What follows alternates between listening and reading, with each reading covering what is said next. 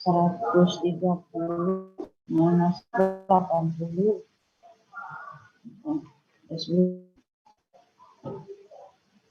Ya, nah masih belum. Mana yang lain ya? Waktunya sudah 10 menit ini. Waduh. Dah, baiklah kita mulai saja ya. Assalamualaikum warahmatullahi wabarakatuh. Waalaikumsalam.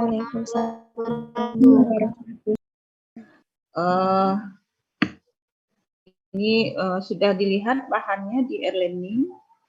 Jadi hari ini karena berhubung hari Jumat itu kita itu banyak libur ya, hari Jumat itu banyak libur.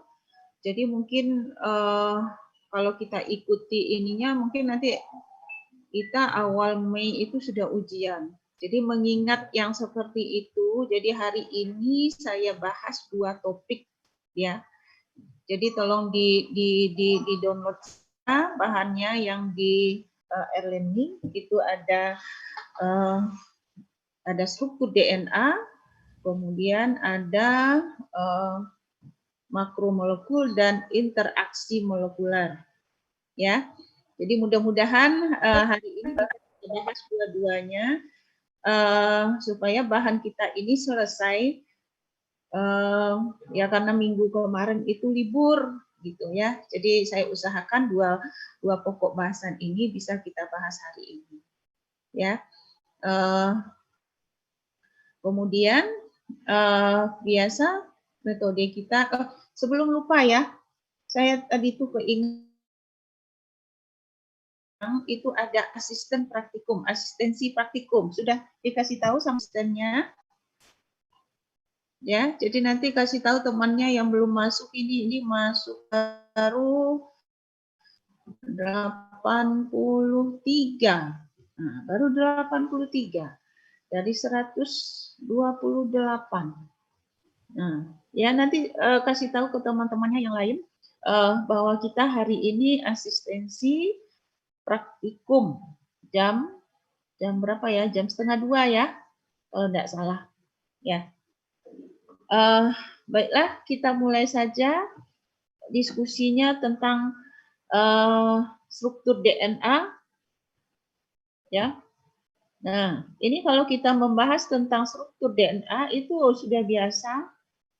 Ya, jadi nanti di genetika kemarin itu juga sudah ada struktur DNA, tapi di biologi molekuler ini penekanannya berbeda, ya. Penekanannya itu bagaimana kita memahami strukturnya, ya. Karena struktur kimia dari suatu molekul yang ada di dalam sel itu akan mempengaruhi sifat daripada sel itu. Jadi itulah yang kita bahas nanti di di topik yang kedua, makromolekul dan interaksinya.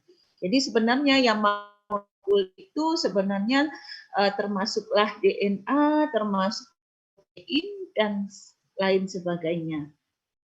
Nah, karena ini kita berusaha hari ini kedua topik ini bisa diselesaikan, makanya struktur DNA itu saya bahas duluan supaya kita nanti bisa membahas tentang interaksi molekulnya. Jadi interaksi molekulnya yang dimaksud itu adalah makromolekul yang ada di dalam sel.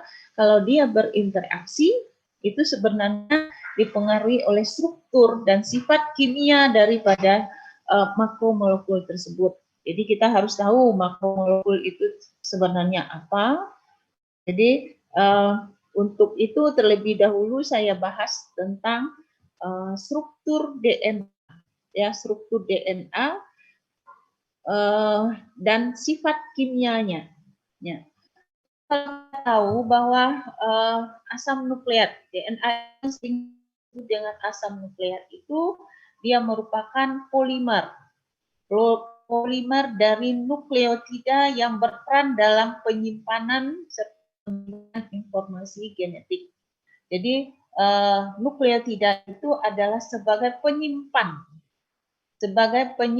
informasi. Jadi kadang-kadang DNA itu juga disebut penyimpan informasi biologis. Nah, karena sifat biologis dari suatu sel itu memang ditentukan oleh asam nukleat tadi. Memang ditentukan oleh. Nah, sekarang kenapa sih bisa dikatakan DNA itu sebagai penyimpan informasi genetik?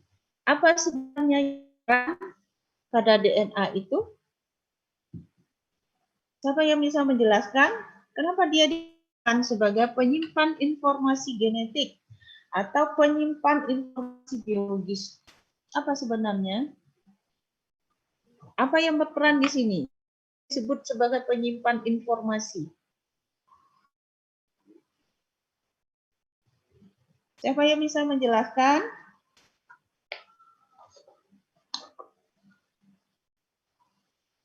Kita seperti biasa ya. Yang mau ngomong sebutkan namanya ya. Oke. Siapa yang bisa menjelaskan kenapa DNA itu disebut sebagai penyimpan informasi genetik atau penyimpan informasi biologis? Kenapa?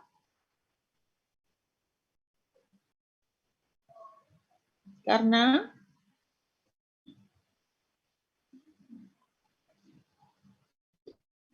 ya, kalau kita lihat strukturnya ini sudah jelas, sudah biasa kita kenal bahwa nukleotida itu terdiri dari fosfat, terdiri dari gula, terdiri dari nitrogen, ya. Nah, jadi ini ada dua jenis. Pada DNA ada RNA. Nah, ini bisa kita lihat perbedaannya di mana RNA dan DNA. Nah, ini kenapa kita sebut dia sebagai penyimpan informasi genetik? Siapa yang bisa menjelaskan? Ingin menjawab, Bu? Ya, ini siapa nih? Titus. Ya, silakan Titus. Titus. Karena di dalam DNA itu, Bu, ada basa nitrogen, ada urutan basa nitrogen yang terdiri dari purin dan timidin. Purin itu adenin dan guanin, timidin, sitosin, dan timin. Nah, urutan-urutan dari timidin itulah yang menyimpan dan menyimpan informasi genetik. Ya, itu yang menyimpan informasi genetik. Ya, apa itu informasi genetiknya? Apa dia dikatakan nukleotida itu sebagai penyimpan informasi genetik? Kenapa? Bukannya ya, bukan struktur atau bukan penyusunnya. Secara umum saja. Siapa yang bisa lagi menambahkan? Kenapa dia dikatakan seperti itu? Karena apa?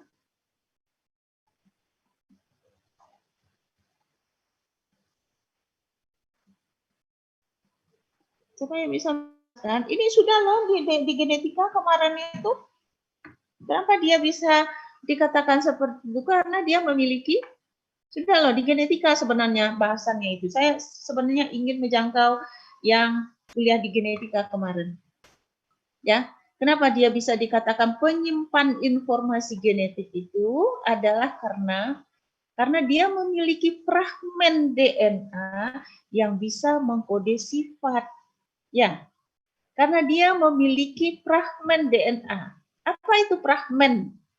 Ya, apa itu fragmen? Jadi tidak semua DNA itu. Ada fragmen-fragmen DNA itu yang bisa mengkode sifat. Ya. Nah, itu makanya dia disebut sebagai penyimpan informasi. Apa itu fragmen DNA yang mengkode sifat? Siapa yang bisa menjelaskan? Apa itu fragmen DNA yang mengkode sifat? Nah, karena ada fragmen-fragmen DNA yang mengkode sifat, itulah dia dikatakan sebagai penyimpan informasi genetik. Nah, apa itu yang fragmen DNA pengkode sifat? Ini kita mengulang genetika loh, karena di genetika juga ada sudah ada strukturnya. Jadi kalau kemarin itu saya menekankan itu hanya untuk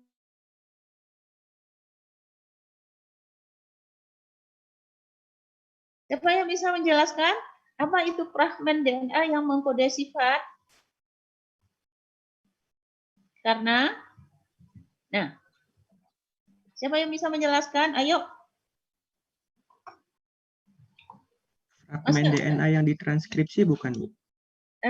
Ya, yang ditranskripsi. Oke, apa itu namanya DNA yang ditranskripsi?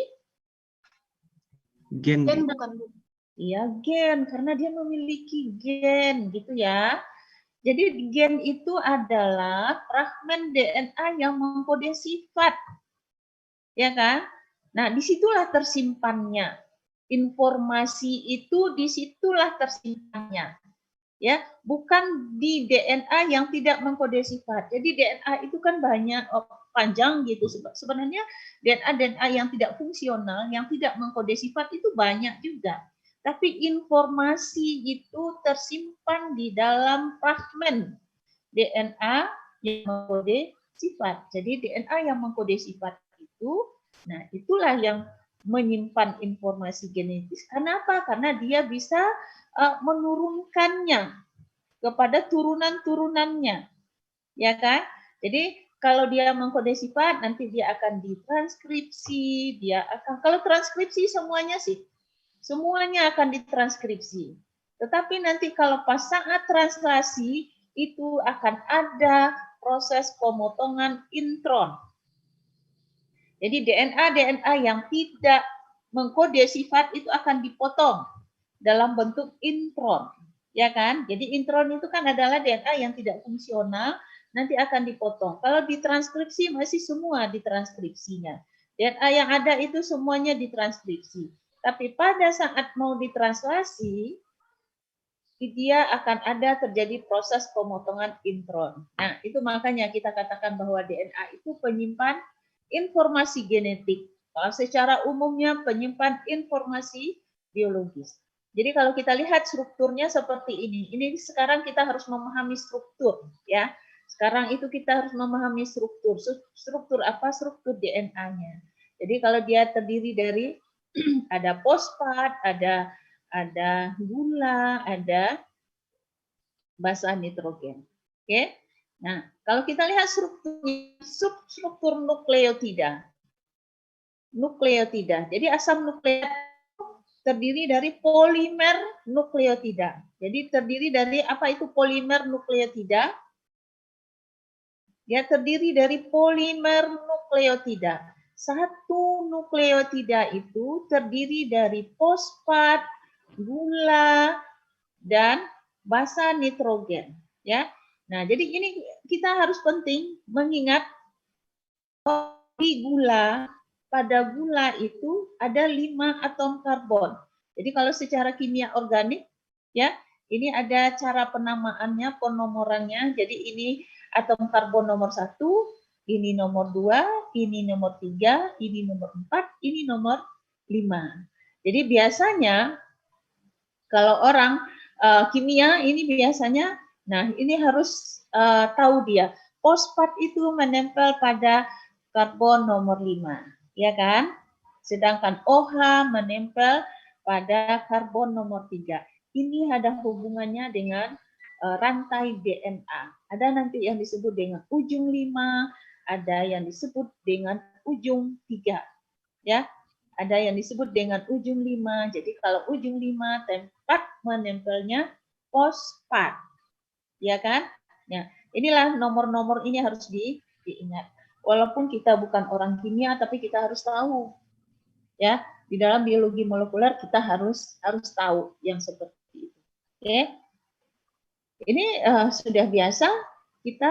Jadi ini yang harus kita ingat itu bahwa di dalam materi genetik itu ada dua gulanya, ya. Satu adalah gula ribosa, kemudian ada gula deoksiribosa. Kalau gula ribosa itu terdapat pada RNA, sedangkan deoksiribosa pada DNA. Bisa dilihat perbedaannya di mana ini? Strukturnya ini. Bisa dilihat perbedaannya di mana? Di gambar ini. Kita tidak usah di hafalan-hafalan, tidak usah. Tapi bisa membedakan gula ribosa dengan gula deoksiribosa dalam gambar ini. Siapa yang bisa menjelaskan? Bedanya di mana? Dalam OH sama OH sama H-nya. Bu. Dalam OH-nya. Oke, OH-nya yang nomor berapa? Ini perbedaannya. Nomor 2, Bu. Nomor 2, Bu. Nomor 2 ya. Jadi ini coba dilihat. Ini ada OH pada ribosa, ini pada nomor 2, ini. Sedangkan pada deoksiribosa dia tidak ada OH. Jadi dia kehilangan satu oksigen. Ya, makanya dikatakan deoksiribosa. Jadi dia kehilangan atom oksigen. Itu harus diingat. Bedanya harus diingat. Beda struktur gula ribosa dengan deoksiribosa. Yang berikut. Basa nitrogennya terdiri dari dua macam. Ada purin, ada pirimidin. Bisa menjelaskan bedanya di mana di strukturnya? Purin dan pirimidin. Bisa menjelaskan dari bentuk struktur? Jadi karena kalau kita biomol, kita harus memperlihatkan strukturnya. Karena struktur itu menentukan sifat.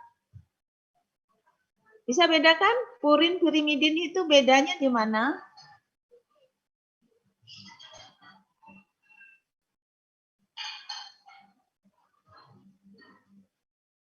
Dari gambarnya bisa dilihat loh. Kalau purin itu ada NH-nya itu Bu, di strukturnya. Pada purin ada NH-nya. Kalau pada pirimidin? Pirimidin itu cuman apa sih rantai N. Secara umum saja strukturnya. Memiliki dua cincin, Bu. Nah, kan bisa dilihat ya. Kalau purin itu dia memiliki dua cincin, yang ini aja, yang umum aja, karena kita ini orang biologi, ya. Kalau purin itu ada dua cincin, kalau pirimidin itu satu cincinnya, ya kan? Nah, bisa diingat lagi purin itu anggotanya siapa-siapa saja, yang termasuk basa nitrogen, purin. Siapa saja yang masuk ke situ? Adenin dan guanin. Adenin dan guanin. Jadi nanti diingat ya, kalau adenin dan guanin itu strukturnya itu memiliki dua cincin basa nitrogen. Sedangkan yang pirimidin, sitosin dan apa? Timin, Bu. Memiliki satu cincin. Ya. Itu supaya memudahkan kita mengingat perbedaan strukturnya ya. Nah, bisa dilihat adenin, cincin purin, adenin, guanin, ya. Jadi kalau di orang kimia ini tata cara memberikan nomor ini itu harus diingat, ya. Ini kan ada nomor atom karbonnya, ya. Tapi bagi kita untuk dilihat saja ada penomoran tertentu untuk melekat gugus-gugus yang lainnya. Jadi yang paling penting itu cincinnya yang harus diingat, ya. Jadi kalau kita orang biologi disuruh melihat ini struktur apa ini, apakah ini adenin atau timin, nah kita bisa membedakan, ya. Nih, pirimidin. Pirimidin itu ada timin dan sitosin. Ini harus kita lihat. Jadi ini ada ada perbedaan prinsip pada purin dan pirimidin, yaitu pada struktur cincin aromatiknya, ya. Jadi kalau pada purin dia memiliki dua cincin aromatiknya, sedangkan pada pirimidin hanya satu ininya. Nah, kemudian ada satu lagi, ada sitosin, urasil, timin. Ya, jadi kalau pada RNA itu bedanya, dia punya urasil. Ya, jadi kalau kita lihat urasil itu dia mempunyai juga satu cincin. Ya, jadi nanti strukturnya diingat-ingat saja. Ini strukturnya, perbedaannya di mana dia hampir-hampir mirip, tapi ada kunci-kuncinya yang harus kita ingat. Oke, kita cepat saja, nanti bisa dilihat. Jadi kalau dalam komposisi DNA-nya, adenin itu berpasangan dengan dalam komposisi DNA, purin, adenin, guanin, pirimidin, dan timin, sitosin. Nanti kalau dia berpasangan dengan, nah sedangkan untuk RNA itu dia pirimidin, urasil, ya. Nah ini dia akan masing-masing akan berpasangan.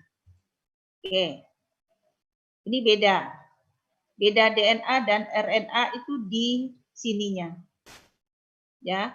Urasil dan timin. Oke, bisa dilihat perbedaannya, perbedaan DNA dan RNA. Kalau ada basa nitrogen urasil, nah itu adalah RNA. Sekarang kita lihat di gugus fosfatnya. Oke, gugus fosfat. Jadi kalau kita lihat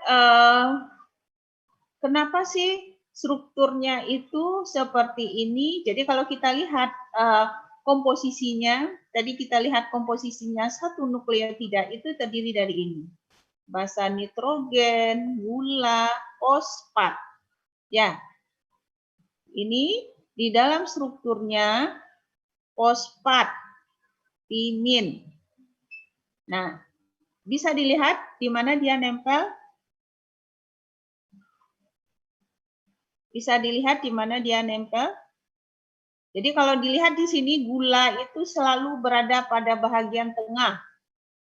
Ya, gula selalu berada pada bagian tengah. Sedangkan fosfat selalu berada pada bagian luar. Ini fosfat yang nitrogen itu dia selalu berada pada bagian dalam. Kenapa seperti itu? Kenapa seperti itu?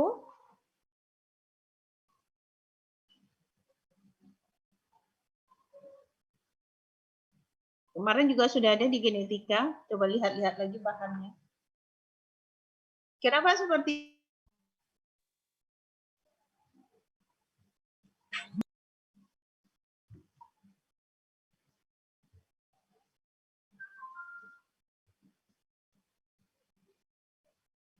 Siapa yang bisa menjelaskannya?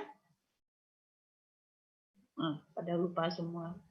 Bu, karena yang ujung 5 dan ujung 3 tadi bukan, Bu? Kenapa fosfat itu selalu bagian luar, sedangkan basa nitrogen selalu bagian dalam? Ini Putri ya? Oke. Siapa yang bisa menjelaskan? Menambahkan? Izin menjawab, Bu. Ya, Usti, silakan. Karena di fosfat ini mampu membentuk ikatan antara di basa nitrogen mampu membentuk ikatan antara fosfat sama adenin timin dan guanin ini, Bu. Karena dia mampu membentuk ikatan. Kan? Ya, siapa yang lagi yang bisa menjelaskan? Ini sudah loh. Makanya saya mengulang-ulang saja lagi. Kenapa fosfat itu selalu di arah luar, basa nitrogen selalu di arah dalam, sedangkan bagian tengah-tengahnya itu adalah gula. Nah, sebenarnya sifat-sifat kimia itulah yang membentuk struktur double helix itu seperti itu. Makanya kita harus kenal dulu sifatnya. Fosfat itu sifatnya seperti apa? Jadi kalau kita belajar biologi sel, ya, yang ada fosfolipidnya, Ya, selalu pada bagian luar.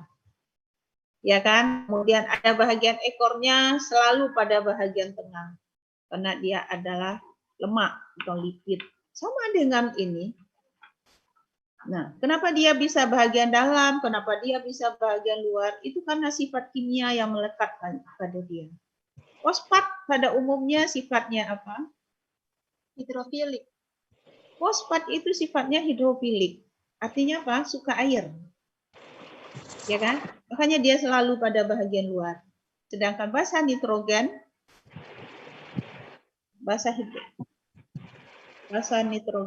sifatnya apa? Hidrofobik. Hidrofobik artinya apa? Tidak suka air. Nah, menjauhi air. Makanya dia bagian tengah. Jadi sifat-sifat kimia itu coba diingat lagi ya. Sifat kimia dari fosfat, sifat kimia dari basa nitrogen. Ya. Kemudian harus kita ingat bahwa gugus fosfat itu dia diikat oleh ikatan fosfodiester. Jadi dua gugus gula yang terhubung dengan fosfat melalui ikatan fosfodiester antara karbon ketiga pada cincin 1 dan karbon kelima pada cincin lainnya. Bisa dilihat? Mana itu ikatan fosfodiester? Yang ini ya. Nah, ini. Jadi fosfat itu terikat pada atom karbon nomor 5 ya. 1 di ujung yang 1, kemudian pada karbon nomor 3 pada ujung yang lainnya. Makanya itu yang selalu harus kita ingat bahwa rantai DNA itu selalu dibaca arah 5-3. 5-3 itu inilah yang dikatakan arah 5-3 itu. 5 itu arah ke fosfat dan ke yang lainnya itu arah ke cincin 3. Ya. Nah, jadi ini diikat oleh yang namanya ikatan fosfodiester. Nah, jadi gugus fosfat inilah yang menyebabkan asam nukleat itu bersifat negatif kuat. Jadi kalau kita tahu DNA itu muatannya adalah muatannya negatif. Jadi makanya kalau kita di elektroforesis biasanya meletakkan DNA pada kutub negatif. Jadi kalau kita nanti di praktikum bisa dijelaskan karena DNA itu dia muatannya negatif, makanya di elektroforesis itu harus kita perhatikan bahwa dia harus diletakkan pada kutub negatif. Nah, nanti dia akan bergerak dari negatif ke positif. Jadi nanti dasarnya untuk penggunaan elektroforesis harus tahu sifat molekul yang akan kita elektroforesis. Nah, jadi coba dilihat di sini struktur DNA. Mana ikatan fosfodiester ini? Ikatan fosfodiester itu yang ini. Yang ini. Jadi ikatannya itu adalah ikatan kovalen. Fosfodiester itu adalah ikatan kovalen. Ikatan kovalen termasuk ikatan kuat apa yang lemah? Nih. Ini 5, ini 3, ini fosfat. Nah, 3, 5. Ini 3, 5. Ya kan? Nah, inilah yang disebut dengan ikatan fosfodiester. Ya. Nah, sekarang ini gula itu dia juga mempunyai ikatan dengan basa nitrogen. Basa nitrogen. Apa ikatannya dengan basa nitrogen ini? Siapa yang tahu? Ya, jadi untuk kita mengingat-ingat, siapa yang tahu? Nukleosida bukan, Bu? Apa? Nukleosida. Ikatan nukleosida. Nukleosida apa gimana ya? Antara gula. Ini kan ada gula. Bisa dilihat, ini ada gula, ini ada basa nitrogen. Antara gula dan basa nitrogen ini ikatannya ikatan apa? Ikatan hidrogen bukan, Bu? Oh, bukan. Ikatan hidrogen itu yang ini. Nih, yang putus-putus ini. Iya. Antara basa nitrogen yang satu. Glikosidik bukan, Bu? Oh, ya. Jadi ingat ya, ikatan gula dengan basa nitrogen itu adalah ikatan glikosidik. Kenapa glikosidik? Gliko itu biasanya kan gula. Ya, nih gula. Itu disebut dengan ikatan glikosidik. Sudah ada ya? Jadi tolong baca-baca ininya. Ya, jadi ini ikatan glikosidik itu yang ini antara gula dan basa nitrogen. Antara basa nitrogen yang satu, ini karena dia double helix dengan basa nitrogen yang lainnya, nah itu baru ikatan hidrogen, ya. Jadi ingat ya. Jadi di biomol ini kita harus ngerti dengan strukturnya. Nah, inilah yang disebut ikatan hidrogen. Ikatan hidrogen itu yang ini. Ya. Antara basa yang satu rantainya dengan rantai yang di sebelahnya. Nah, itu biasanya ikatan hidrogen. Jadi kalau ikatan hidrogen itu antara adenin dan timin dia memiliki ikatan 2 rangkap. Sedangkan antara guanin dan sitosin itu dia memiliki 3 rangkap. Nah, ini jelas saja ikatan rangkap 3 dengan rangkap 2 itu adalah merupakan perbedaan dari kekuatannya. Jadi kalau untuk memutus ikatan hidrogen antara timin dan adenin itu jauh lebih mudah dibandingkan untuk memutus ikatan guanin dan sitosin. Ya. Nah, ini ya ikatan hidrogen. Oke?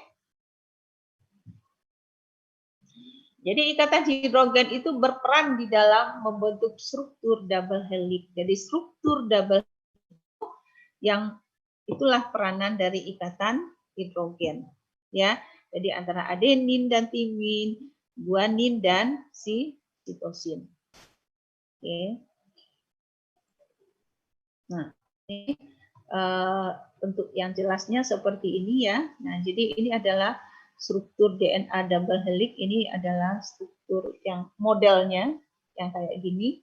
Nah, ini kalau bagian-bagiannya yang seperti ini.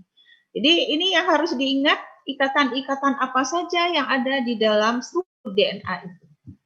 Ikatan-ikatan apa saja. Jadi kalau kita lihat gambarnya yang seperti ini, bisa menyebutkan ikatan-ikatan apa saja yang ada di DNA atau di asam nukleat itu. Ikatan apa saja? Jelaskan. Kalau kita lihat gambarnya yang seperti ini. Siapa yang bisa menjelaskan? Struktur ikatan-ikatan apa saja?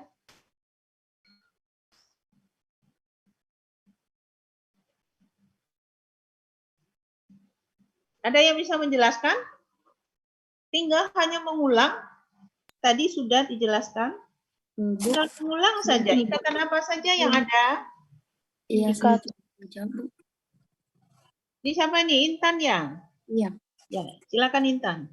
Yang pertama tuh ikatan fosfodiester, itu antara gugus fosfat dengan 2 gugus gula.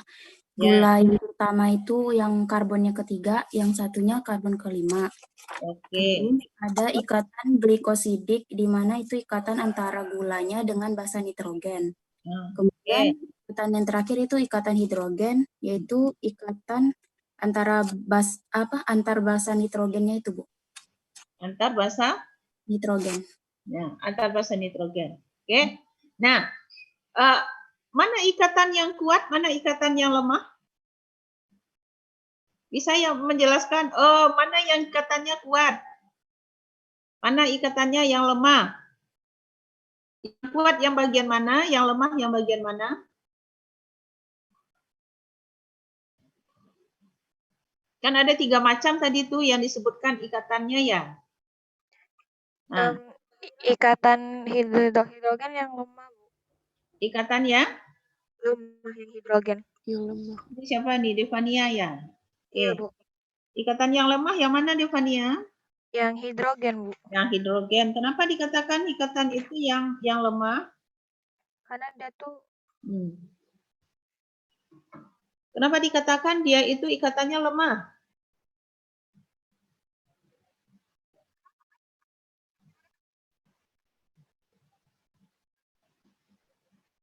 Karena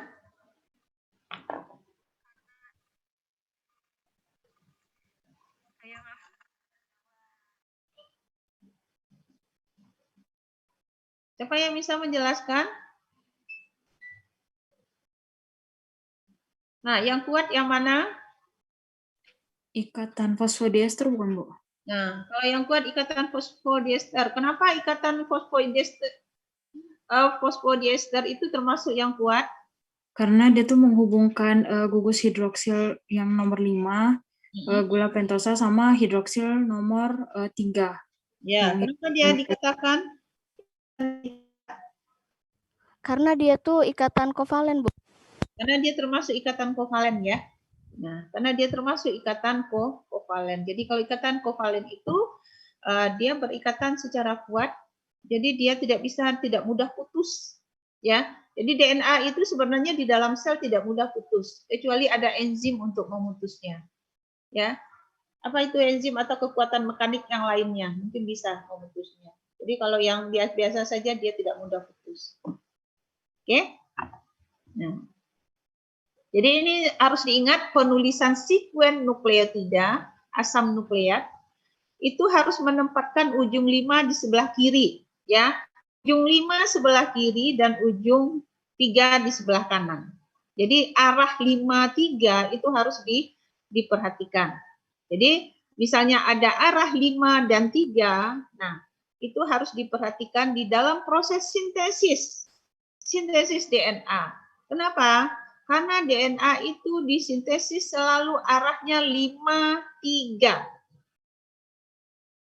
Karena DNA itu disintesis arahnya selalu 5-3. Jadi kalau coba dilihat, kalau arah 5-3 ini sebagai template DNA, dari manakah arah sintesis DNA dilakukan?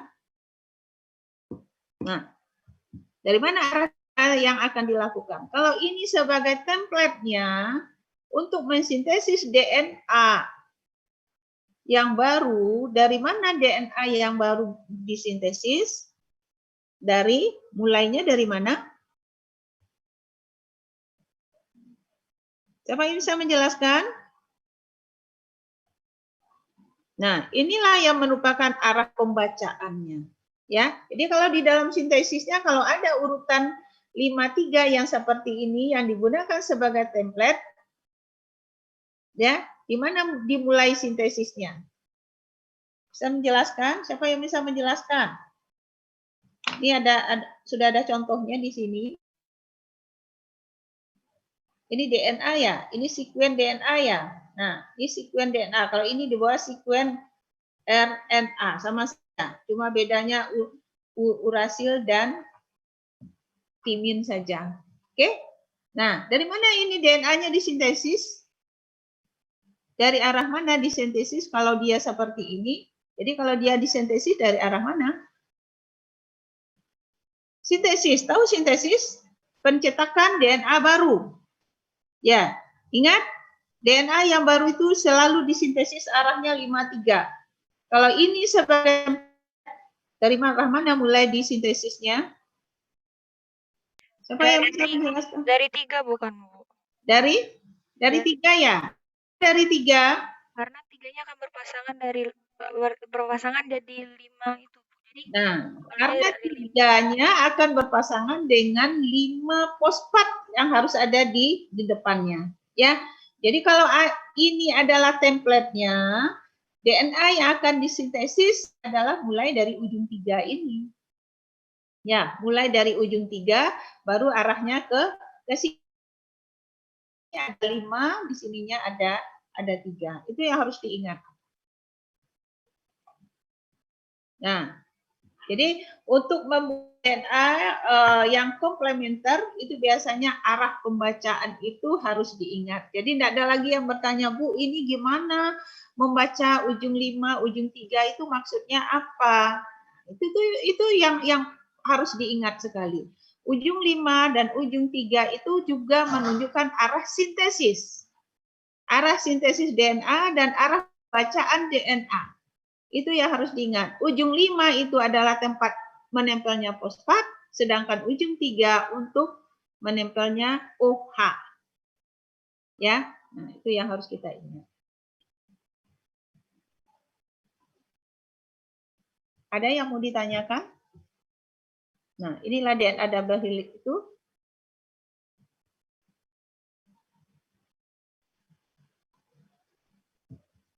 Oke. Masih ada yang mau ditanyakan tentang struktur DNA? Jadi kalau kita lihat struktur DNA double helix itu akan membuat satu putarannya itu sekitar 10 basang basa. Ya kan, satu putaran double helix itu biasanya 10 pasang basa. Basa yang berpasangan terletak di tengah molekul membentuk rongga yang hidrofobik. Ya, jadi yang hidrofobik itu yaitu karena apa? Dia takut air. Karena basa nitrogen itu dia sifatnya yang seperti itu. Ya, makanya dia selalu bagian tengah. Jadi karena sifat-sifat kimia yang menyusunnya itulah terbentuk helix ganda tersebut. Makanya di dalam struktur double helix, fosfat itu selalu berada pada bagian luar dan basa nitrogen itu selalu pada bagian dalam. Ada yang mau bertanya? Bu, izin bertanya, Bu. Ya, boleh, silakan. Siapa ini? Mutia, Bu. Oke, Mutia. Silakan. Saya mau tanya yang tadi, yang urutan contohnya belum ngerti, Bu. Yang baca 5 sama 3 tadi, yang slide sebelumnya. Oh iya. Nah, Ini ya. Nah, ini bisa dilihat ya. ya. 5, ujung 5, ujung 3. Ya. Ujung 5 yang ada fosfat, ini bisa dilihat panah saya ini? Bisa, Bu. Nah, ini kan ujung 5 yang ada fosfat. Oke. Ini kalau dia di dari arah sini, nah berakhirnya di ujung 3. 3 itu ada OH. OH-nya itu dari mana ya? Itu berarti dari rangkaian yang sebelumnya. Ya, ujung 5, ujung OH. Ya kan? Jadi ini 3 OH ini karena dia nempel pada gula nomor 3. Kan gitu ya? Ini tempat penyambungan loh, tempat penyambungannya. Oke, tempat penyambungan. Ya, kalau karena dia menyambung dengan gugus fosfat, fosfatnya yang di atas itu nyambung dengan atom nomor 5, sedangkan yang di bawahnya nyambung dengan yang nomor 3. Oke. Nah, itulah dasarnya 5-3 itu seperti itu. Nah, kenapa arahnya itu kalau ditanya arah sintesisnya itu selalu 5-3. Kalau di sini kalau arah sintesis, di mana kita melihat arah sintesis? Ini ada 5-3. Arah sintesisnya mulai dari mana? Dari sini mulai. Ya, arah sintesis itu selalu 5-3. Kalau arah sintesis selalu 5-3, artinya dia harus memulai pada ujung 3 OH sebagai template-nya, dan di depannya kan ada 5. Coba dilihat ini ujung 3, di sini ujung 5. Jadi arah sintesisnya ke atas kalau di sini. Nah, kalau ini sebagai template, inilah yang rantai baru yang disintesisnya arahnya 5-3. Ya. Masih belum paham? Gimana? Paham, Bu. Terima kasih, Bu. Oke. Jadi kalau ditanya arah sintesis itu adalah 5-3. 5-3. Jadi kalau ada DNA template, DNA itu kan diperbanyak berdasarkan ada DNA template-nya.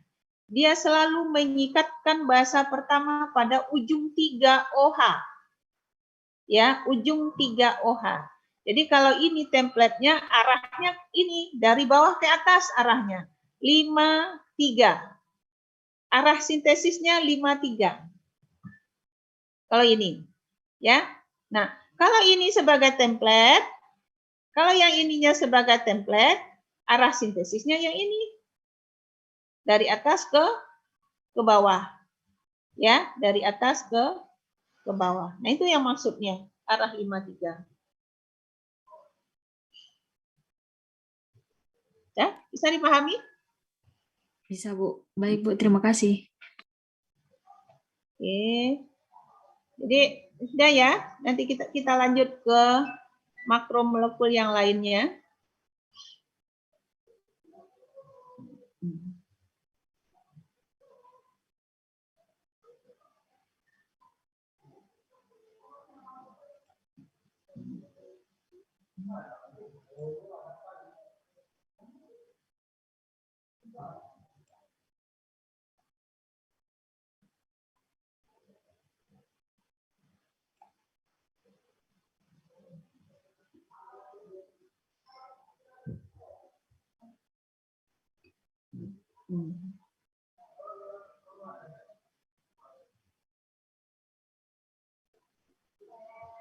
Ya.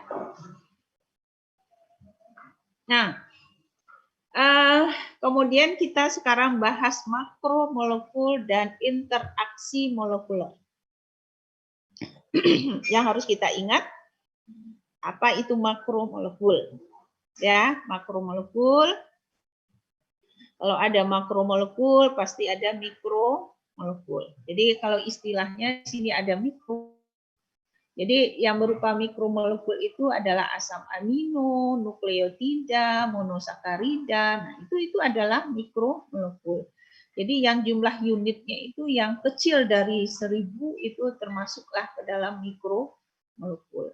Jadi karena sekarang bahasan kita adalah makromolekul, berarti yang jumlah subunitnya itu lebih dari 1000, ya. Ini kalau makromolekul. Jadi kalau makromolekul namanya sudah beda, ada protein, ada asam nukleat, ada polisakarida atau amilum. Nah, itu yang ini. Jadi kalau kita lihat itu ada unit-unit penyusunnya. Jadi makromolekul itu disusun oleh unit-unit mikromolekul. Apa unit-unit mikromolekul itu? Kalau protein disusun oleh asam amino, sedangkan kalau asam nukleat disusun oleh nukleotida. Kan kalau polisakarida itu disusun oleh apa tadi? Monosakarida. Nah, yang harus kita ingat adalah bahwa makromolekul itu dia mempunyai fungsi di dalam sel. Apa fungsi makromolekul? Ada sebagai biokatalisator. Ya, biokatalisator itu adalah enzim. Enzim itu berupa apa sih? Enzim protein. Berupa apa? Protein. Ya, berupa protein juga kan? Tapi karena fungsinya sebagai katalisator, dia disebut sebagai enzim. Itulah fungsi makromolekul. Ini fungsinya yang umum ya, banyak lagi fungsi-fungsi yang lainnya. Kemudian fungsi regulator. Itu biasanya protein. Kenapa kita sebut dia fungsinya sebagai regulator protein itu? Nah, itu banyak protein yang berfungsi sebagai regulator. Bisa menyebutkan contoh-contohnya?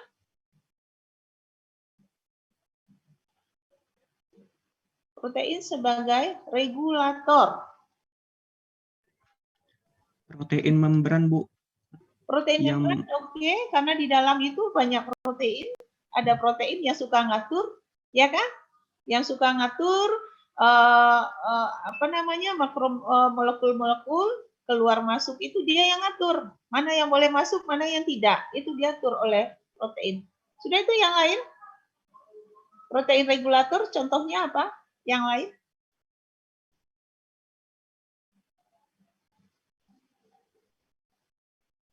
Siapa yang bisa menjelaskan contoh-contohnya? Ini secara umum saja. Jadi kalau fungsi secara umum, secara garis besarnya itu ada sebagai biokatalisator, ada sebagai regulator, ada sebagai komponen penyusun sel. Ya, komponen penyusun sel itu maksudnya apa? Bisa menjelaskan? Kalau regulator sudah tadi, salah satunya mengatur keluar masuknya. Nah, terus banyak lagi.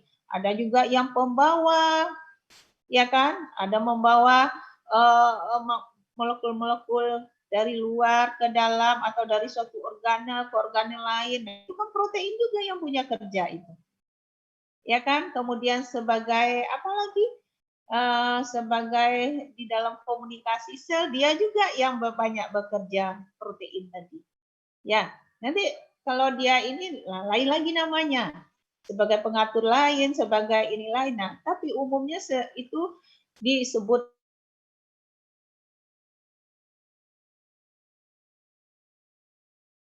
ya. Nah, kalau komponen penyusun, gimana itu? Penyusun apa? Komponen penyusun sel.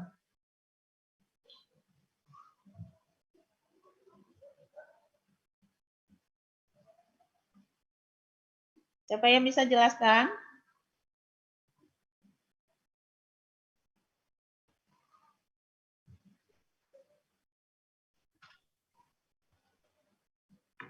Komponen penyusun, penyusun apa dia? Membran sel. Penyusun membran sel. Di dalam membran sel ada protein.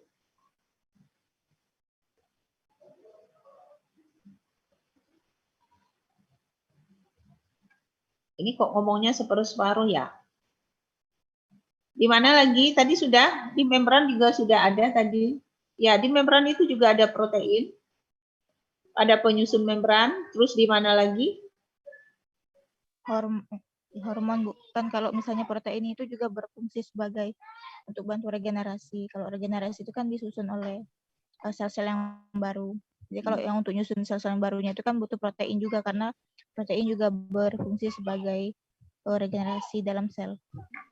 Ya, regenerasi dalam sel. Enggak, saya tuh nanya di mana saja sebagai penyusun, komponen penyusun sel. Artinya di mana aja dia menyusun sel itu, dalam menyusun apa. Tadi sudah disebutkan ada di membran. Kemudian di mana lagi? Protein itu. Kalau masalah regulatornya banyak. Ya, masalah regulatornya banyak. Banyak sekali protein-protein yang fungsinya mengatur di dalam sel-sel itu. Nah, kalau penyusun sel, itu di mana protein? Satu di membran sel, yang lain di mana? Di pembentuk sitoskeleton juga bisa.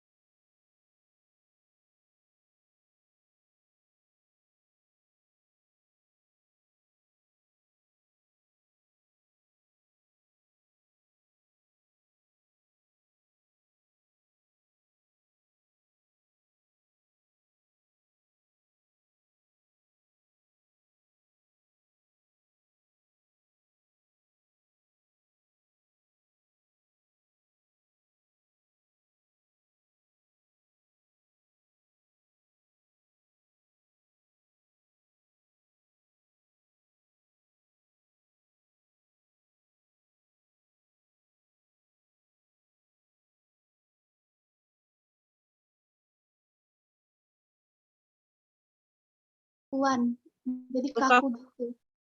Kalau kekakuan itu kan disebabkan karena karbohidrat. Dan enggak?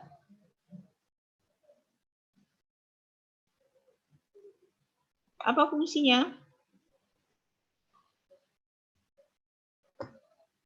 Jadi kalau kita lihat kalau kita lihat di dalam dinding sel itu dia sebagai penyusun pori-pori Ya, fungsi pori-pori di dalam dinding sel. Jadi dinding sel itu kan punya pori-pori juga. Ya kan? Nah, itu biasanya ada protein di situ. Oke. Nah, jadi kalau kita lihat fungsi protein, protein itu adalah sebagai katalisator. Itulah yang disebut dengan enzim. Banyak sekali fungsinya. Sebagai pengangkut, berperan sebagai sistem pergerakan. Nah, itulah yang di sitoskeleton tadi itu berfungsi sebagai pergerakan. Kemudian berperan sebagai sistem kekebalan tubuh. Apa itu sistem kekebalan tubuh? Antibody. Antibody. Jadi antibody itu juga protein ya. Sebagai feromon. Apa itu feromon? Pemicu seksual bukan? Feromon itu apa? Pemicu seksual bukan, Bu? Pemicu seksual secara umum saja. Feromon itu adalah apa? Yang jelas itu feromon itu protein. Tapi dia fungsinya sebagai feromon. Feromon itu untuk Sinyal, Bu. sinyal, ya, protein sinyal untuk, jadi untuk biasanya untuk daya tarik, ya. Jadi itu banyak di hewan-hewan itu yang punya feromon itu. Nah, itu artinya protein. Artinya apa? Artinya protein-protein ini disintesis di dalam sel. Ada gen yang ngaturnya, ya kan? Nah, kemudian pengaturan ekspresi genetik. Nah, misalnya itu protein juga. Kenapa ekspresi genetik itu diatur? Apa itu proteinnya? Ekspresi gen, pengatur ekspresi gen, juga protein juga yang ngatur. Gen itu tidak selalu diekspresikan. Ada saatnya dia diekspresikan, ada saatnya dia tidak. Tapi yang mengaturnya itu adalah protein juga. Protein apa namanya? Yang ngatur ekspresi gen. Ya, nanti mungkin barangkali Ibu Laila atau Ibu Elisa nanti akan bahas tentang regulasi ekspresi gen. Itu ada protein yang ngaturnya. Ya, itu banyak sekali namanya. Ada protein aktivator, ada protein ini sebagainya, itu banyak sekali. Jadi banyak protein-protein yang tukang ngatur ekspresi gen itu. Ya. Kemudian penerus impuls saraf. Apa itu? Sebagai apa dia? Nah, ini banyak nanti akan kita bahas di komunikasi sel. Ya, di komunikasi sel itu banyak protein ini berperan. Kemudian dia sebagai pendukung kekuatan keregangan. Nah, itu biasanya protein itu. Komponen pendukung. Biasanya di dalam pembelahan sel, ya kan? Pembelahan sel itu ada protein yang berperan. Ada protein yang terhidrolisis, memanjang, memendek. Nah, itu sebenarnya untuk mengatur kekuatan regangnya. Atau di dalam otot, miosin itu juga, ya. Nah, inilah peran-peran protein yang umum kita lihat.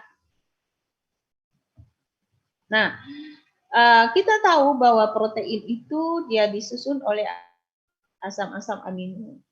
Harus kita ingat, komponen asam amino itu terdiri dari apa saja.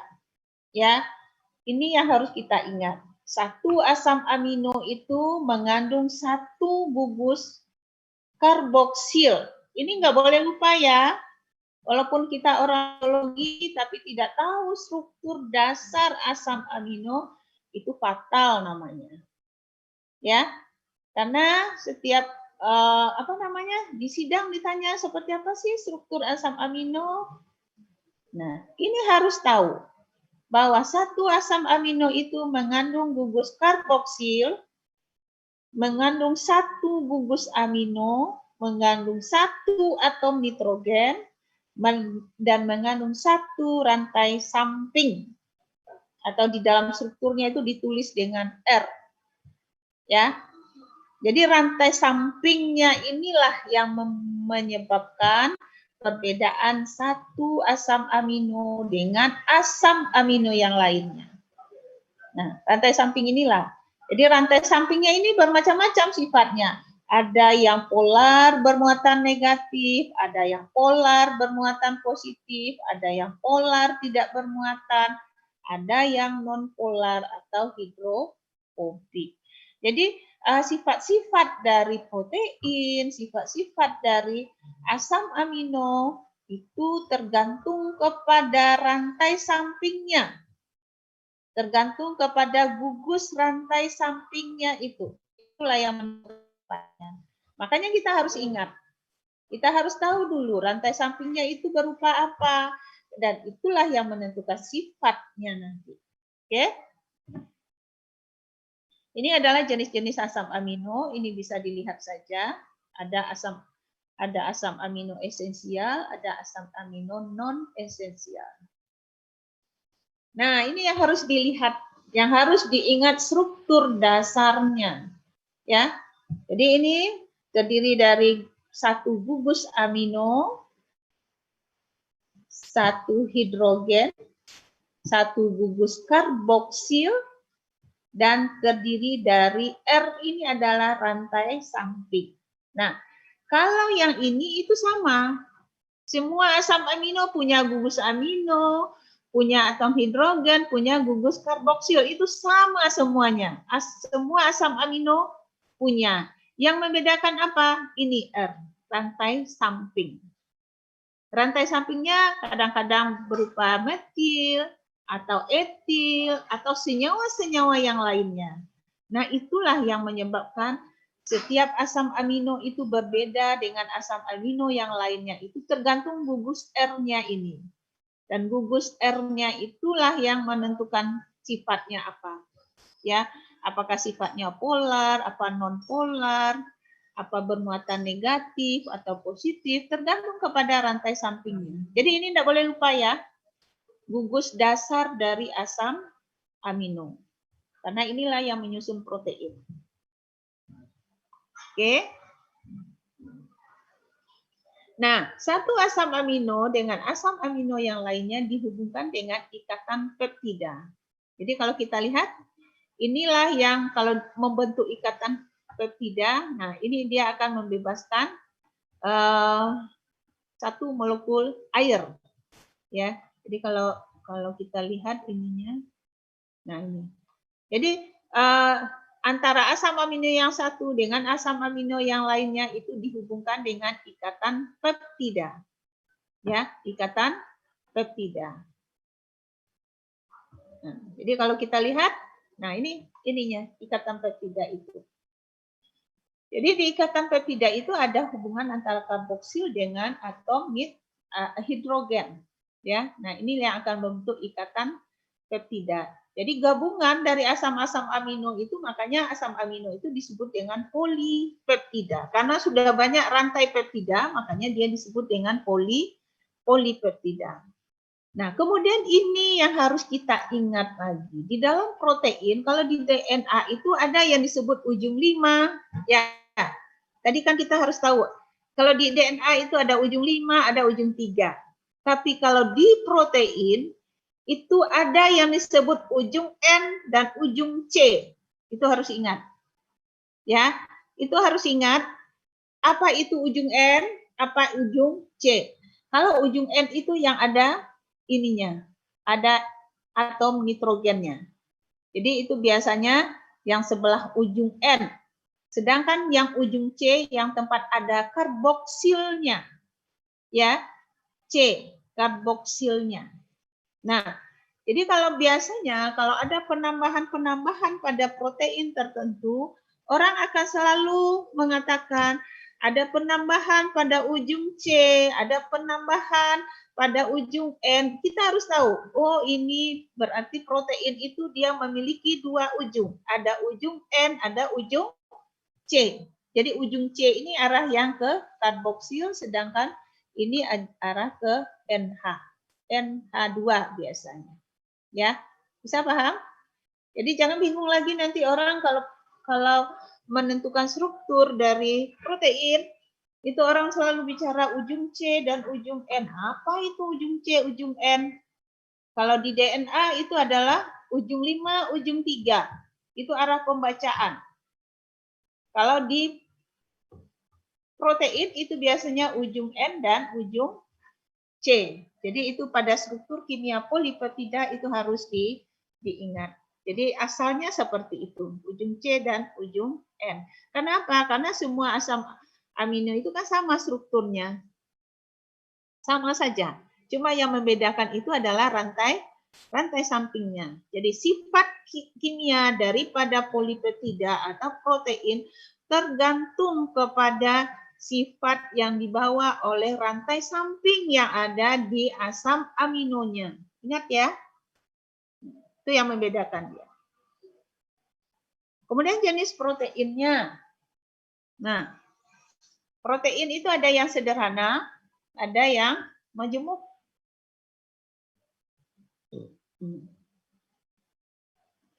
Bisa bedakan? Saya? Kalau yang sederhana itu dia menghasilkan asam amino. Kalau yang majemuk itu hidrolisisnya menghasilkan amino dan senyawa lain. Artinya apa? Ada senyawa lain yang nempel di situ. Ya, ada senyawa lain yang nempel di situ, makanya kalau pada saat hidrolisisnya dia akan menghasilkan senyawa-senyawa lain atau gugus prostetik yang lainnya. Jadi di dalam protein itu juga terdapat senyawa-senyawa lain. Nah, itu makanya dia disebut dengan protein majemuk. Kalau protein sederhana itu semuanya itu isinya asam-asam amino saja. Jadi asam-asam amino itu bisa kita lihat namanya itu yang seperti yang sudah kita kenal, gitu, ya. Nah, ini apa ya? Ini coba dilihat saja ya. Saya juga tidak terlalu mau ini kan harus dihafal, tidak. Tapi biasanya asam amino itu ada kependekannya, ya. Misalnya alanin, ala, arginin. Nah, itu yang ya, biasanya kalau kita di dalam kode-kode genetik selalu pakai 3 huruf ini yang kependekannya. Tapi di samping itu juga ada simbol-simbol kalau untuk protein ya. Misalnya ada alanin. Nah, itu saya kurang tahu juga dasarnya seperti apa. Ya, dasarnya seperti apa, tidak tahu juga. Ini supaya untuk dilihat perbandingannya saja. Kenapa hurufnya A, R, ini barangkali ini yang tahu, ini orang kimia ini kali ya. Jadi ini misalnya arginin kok jadi R, asparagin jadi N gitu. Nah, ini adalah simbol-simbolnya. Tapi yang lazim kita kita gunakan itu adalah simbol yang 3 huruf ini. Nah, itu yang umumnya ya. Ini untuk sebagai diketahui saja. Kemudian karakteristik berdasarkan gugus R-nya. Nah, ini yang harus kita tahu bahwa gugus samping itu ada yang bersifat hidrofobik, ada yang bersifat asam, ada yang netral, ada yang bermuatan. Nah, itu tuh sifat dari gugus samping. Nah, makanya seperti yang saya bilang tadi, bahwa gugus samping inilah yang menentukan sifat dari protein tadi. Ya, gugus sampingnya ini yang bervariasi. Oke.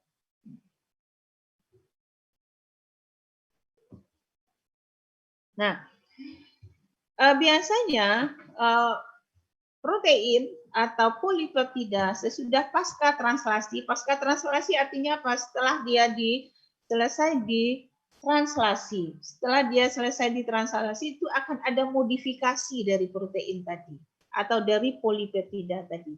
Nah, biasanya itu kan ada di yang disebut dengan fosforilasi. Apa itu fosforilasi?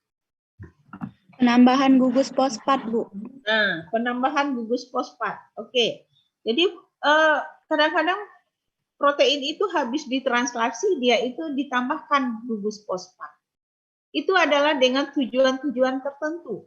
Kita tahu fosfat itu sifatnya apa? Sifatnya apa fosfat? Hidrofilik. Hidrofilik, Bu. Hidrofilik. Jadi biasanya protein itu mau difungsikan kemana, jadi kadang-kadang itu ditambahkan dulu gugus-gugus lain di pada protein tersebut atau pada polipeptida. Kemudian dimetilasi. Metilasi. Siapa yang tahu metil? Penambahan gugus metil. Penambahan gugus metil. Penambahan gugus metil untuk apa biasanya gugus metil itu? untuk menggantikan sebuah atom hidrogen. Ya, biasanya protein itu juga biasanya dia ini juga ditambahkan gugus metil. Jadi untuk sifat-sifat tertentu juga. Kemudian gugus asil. Tahu gugus asil? Nah, jadi ini bisa ditambahkan pada bahagian-bahagian dari protein setelah selesai ditranslasi. Untuk apa? Untuk tujuan-tujuan khususnya. Seperti apa? Seperti glikosilasi. Apa itu glikosilasi? Nah, kalau sulfanasi itu adalah penambahan sulfat. Kalau ini penambahan asil, glikosilasi. Penambahan apa? Gugus gula bukan? Nah, penambahan gugus gula.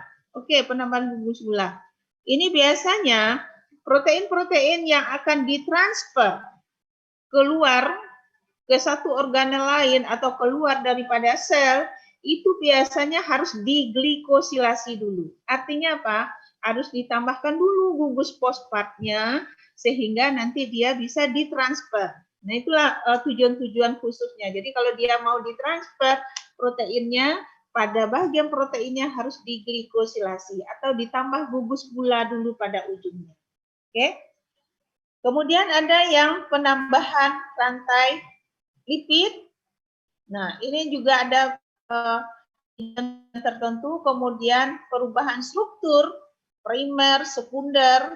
Jadi protein itu bisa berfungsi, itu adalah sesuai dengan strukturnya. Jadi biasanya kalau baru selesai translasi, biasanya itu adalah struktur primer kali ya. Nah, tapi untuk dia akan merubah konformasinya sesuai dengan fungsinya. Kenapa?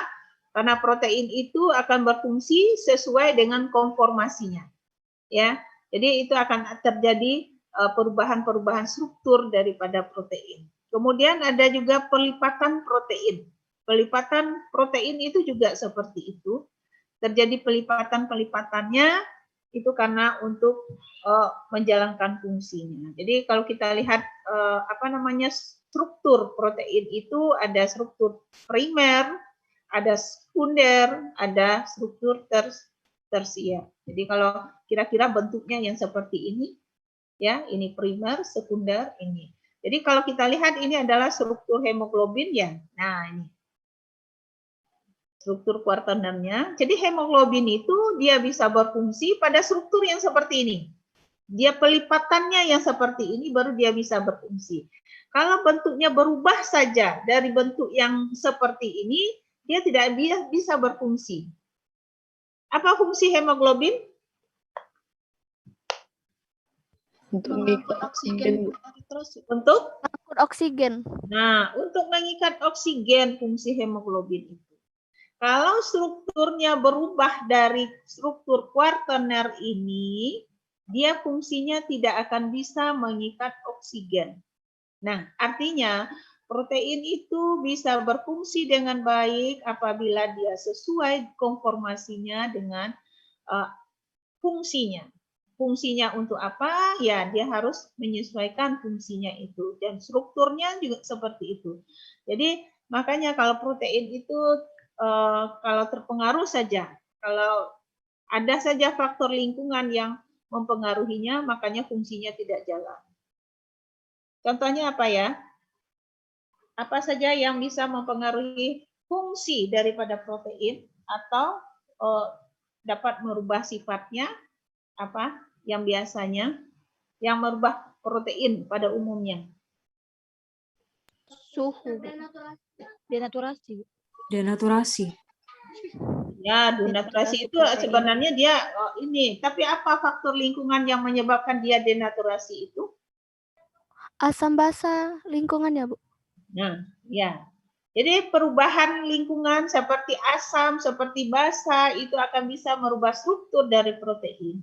Jadi kalau dia struktur protein akan berubah, maka fungsinya juga tidak bisa berjalan. Apalagi? Itu sifat kimia yang lain, yang fisik yang lain? Suhu, Bu. Suhu. Nah, suhu yang paling penting. Ya, suhu, pH, ya kan? Jadi kalau asam basa tadi itu sebenarnya pH-nya. Kalau suhu itu kalau biasanya kalau suhu tinggi itu proteinnya akan rusak. Maka jadi proses denaturasi. Seperti itu pada suhu tinggi dia akan terdenaturasi. Ada yang mau bertanya tentang struktur protein? Nah, ini denaturasi. Ada pertanyaan?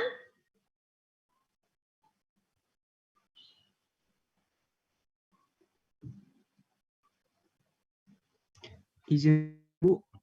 Ya. Titus, ya silakan Titus.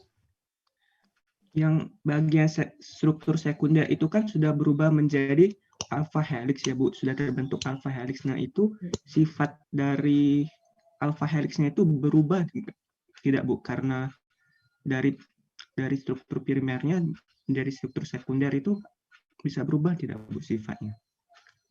Iya, jadi protein itu ini yang struktur sekunder dan seperti ini yang tersier itu sifatnya berbeda, nggak sama.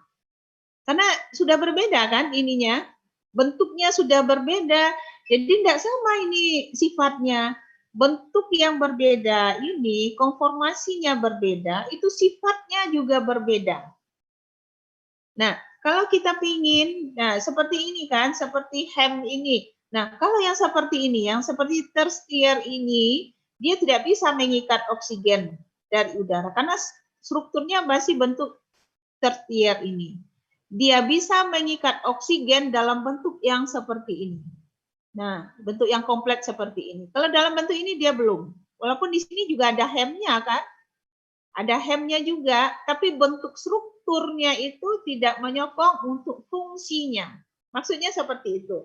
Jadi kalau ada perubahan struktur atau perubahan konformasi ya, bentuk pelipatan tadi, kalau berubah bentuk pelipatannya, nah itu akan fungsinya juga akan berubah. Ya, jadi kalau sekarang ini kan orang banyak merekayasa protein tuh.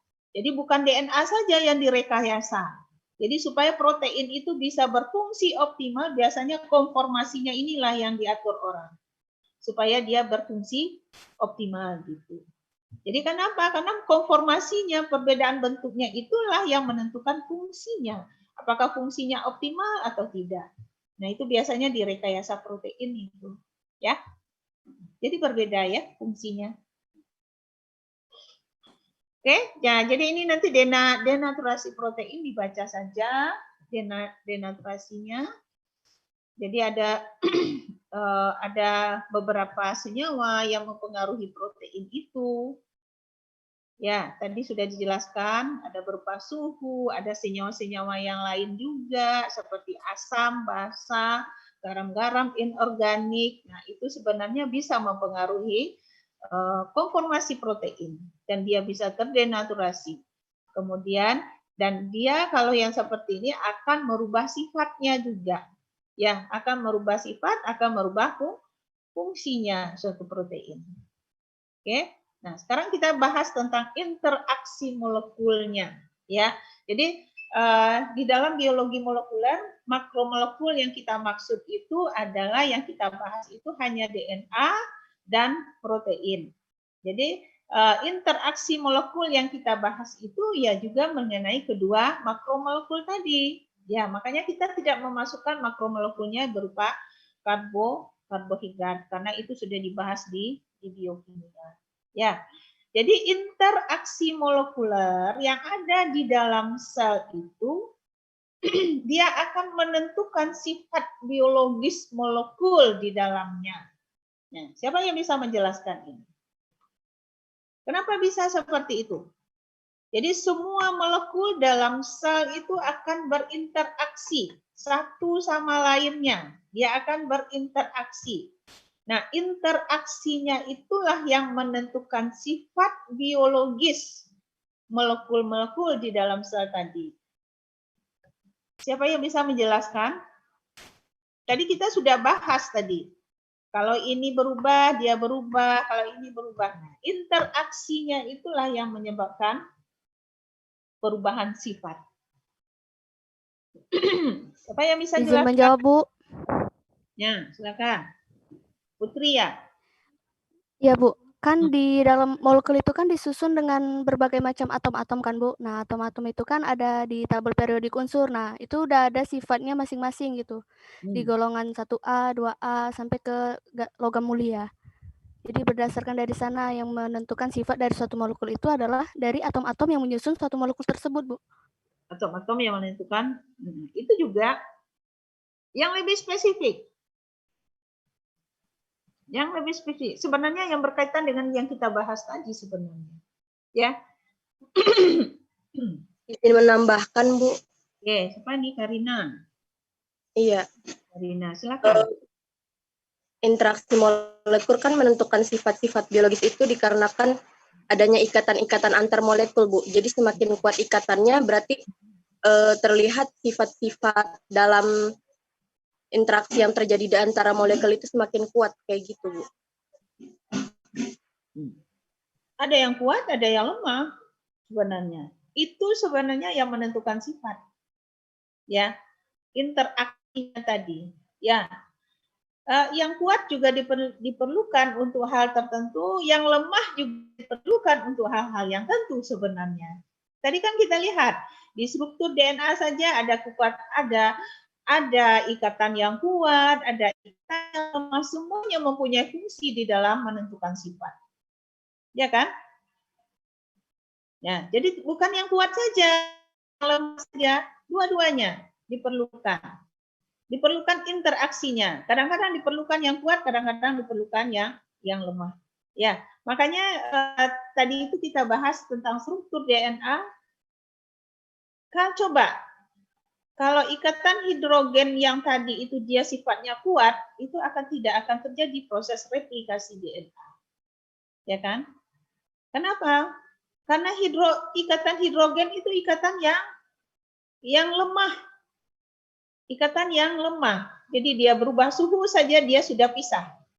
Nah, kalau seandainya dia ikatannya kuat, nah itu dia tidak akan mudah pisah dan proses replikasi DNA tidak akan bisa berjalan. Nah, itu artinya. Jadi perlu ikatannya itu lemah sehingga dia mudah berpisah, kemudian proses replikasi bisa berjalan. Jadi kalau proses replikasi DNA, kalau tidak ada denaturasi DNA, tidak akan berjalan proses replikasi DNA. Nanti itu bisa kita lihat di dalam proses replikasi DNA. Jadi replikasi DNA itu perlu ada denaturasi dari DNA dulu di dalam sel. Bagaimana sel itu kalau dia mau bereplikasi, dia harus menaikkan suhunya dulu. Suhunya harus naik dulu, kemudian DNA-nya yang double helix tadi berpisah. Dan ada double helix berpisah, kemudian ditempeli oleh primer yang akan memulai proses sintesis DNA. Baru suhu itu turun. Jadi makanya di dalam sel yang sedang aktif membelah, itu suhunya biasanya naik. Ya, suhunya biasanya naik. Kenapa? Itu sintesis replikasi DNA. Ya, itu yang harus kita pahami. Jadi di dalam sel itu tidak yang kuat saja yang dibutuhkan, yang lemah juga dibutuhkan di dalam proses-proses tertentu. Ya, jadi interaksi itulah yang menentukan sifat ini. Apakah sifatnya seperti apa? Ya, sifat-sifat itu kan banyak. Ya, dalam mendukung proses-proses sel yang akan terjadi. Ya, jadi itulah yang menentukan sifat biologis itu. Memang interaksi molekul itu, apakah dia di sana terikat kovalen, apakah dia terikat secara non kovalen, itu ada gunanya semuanya dalam menentukan sifat. Coba saja, kalau ikatan antara DNA, nukleotida itu ikatannya mudah lepas. Tadi kan apa ikatannya antar nukleotida tadi atau fosfat tadi adalah fosfodiester. Fosfodiester itu adalah ikatannya yang kuat sekali. Tidak mudah putus. Coba ikatannya yang lemah. Artinya apa? DNA itu akan mudah putus. DNA itu akan sedikit naik suhu, dia akan pisah-pisah. Nah, tetapi ini enggak, karena ikatannya kuat, dia tidak mudah pisah. Dia mudah bisa dipisahkan karena kekuatan mekanik atau ada enzim yang memotongnya. Nah, itu artinya di dalam sel itu semua interaksi sifat-sifat kimia dari molekul-molekul yang ada di dalam sel itulah yang menentukan sifat biologis dari sel tersebut. Itu maksudnya, ya. Nah, jadi ini disebutkan ada ikatan kovalen, ikatan paling kuat, paling stabil antara atom, misalnya antara C dan H itu biasanya ikatan kuat, ya. Jadi nanti bisa dilihat di mana ada C dan H itu. Di protein juga ada, ya kan? Di DNA juga ada. Jadi bisa dilihat sifat-sifatnya itu.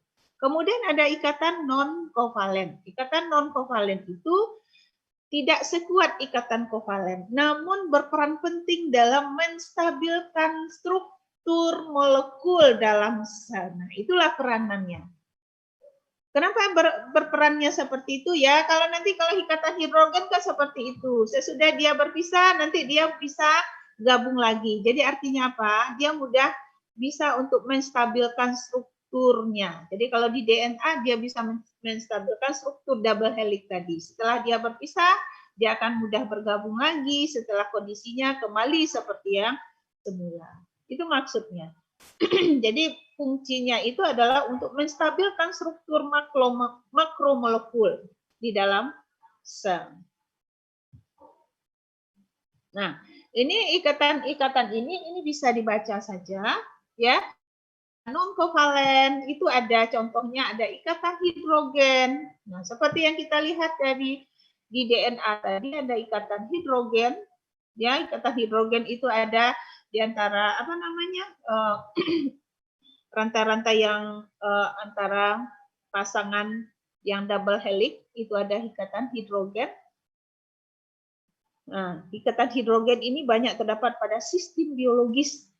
Nah, kenapa gitu? Ikatan hidrogen banyak terdapat pada sistem biologis. Kenapa? Ada yang bisa menjelaskan? Ikatan hidrogen itu banyak terdapat pada sistem biologis. Apa itu sistem biologis?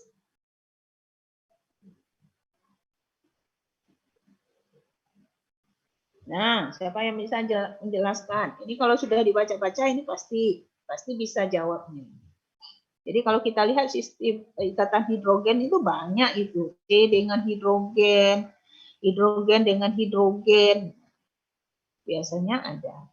Kenapa dikatakan terdapat pada sistem biologis? Kenapa? Kan tadi sudah dijelaskan. Izin menjawab, Bu. Ya, silakan. Tadi kan ikatan hidrogen banyak terdapat pada sistem biologis. Nah, sistem biologis itu kan satu kesatuan dari struktur biologis. Nah, tadi sudah dijelaskan oleh Ibu bahwa ikatan hidrogen itu merupakan pembentuk dari struktur double helix DNA. Jadi, apabila ikatan hidrogen itu dapat terbanyak pada sistem biologis itu karena salah satunya yaitu ikatan hidrogen tersebut merupakan pembentuk dari struktur double helix. Ya, salah satunya ya. Tapi ini yang paling penting tadi. Dia ikatan termasuk ikatan non kovalen. Dia dalam bentuk menstabilkan struktur makromolekul. Jadi misalnya kalau suhu berubah, suhu panas, dia akan terdenaturasi. Nanti kalau suhunya sudah diturunkan, dia akan kembali lagi. Jadi itu yang paling penting. Jadi dia tidak akan rusak sih, tapi dia bisa kembali ke bentuk yang semula. Artinya apa? Dia menstabilkan kalau kondisinya sudah kembali ke seperti yang semula. Kemudian ada ikatan ion. Ikatan ion. Apa yang dimaksud ikatan ion?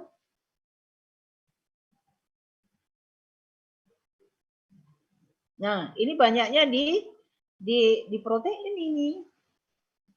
Ada amino aspartat, ada glutamat. Nah, ini kan muatan-muatan yang berbeda.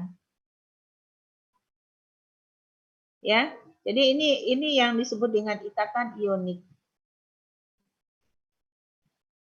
Nah, ini juga yang menentukan sifat-sifat kimia, ya, sifat-sifat ion dari asam-asam amino itu juga yang menyebabkan apa namanya, yang menentukan sifat. Coba dilihat. Hal ini yang menyebabkan rantai polipeptida protein itu dapat melipat, ya kan? Dia dapat melipat sesuai dengan konformasi yang sesuai dengan fungsinya. Nah, kalau tadi kita sudah katakan bahwa sifat itu, bahwa fungsinya itu tergantung kepada konformasinya tadi. Kalau berubah konformasinya, berbeda sifatnya, berbeda juga fungsinya. Ya. Nah, itu ternyata apa? Ternyata dia dipengaruhi oleh asam-asam amino yang bermuatan tadi. Ada yang negatif, ada yang positif. Oke. Nih, ini bisa dibaca saja. Ikatan van der Waals atau interaksi van der Waals. Nah, di mana kita lihat?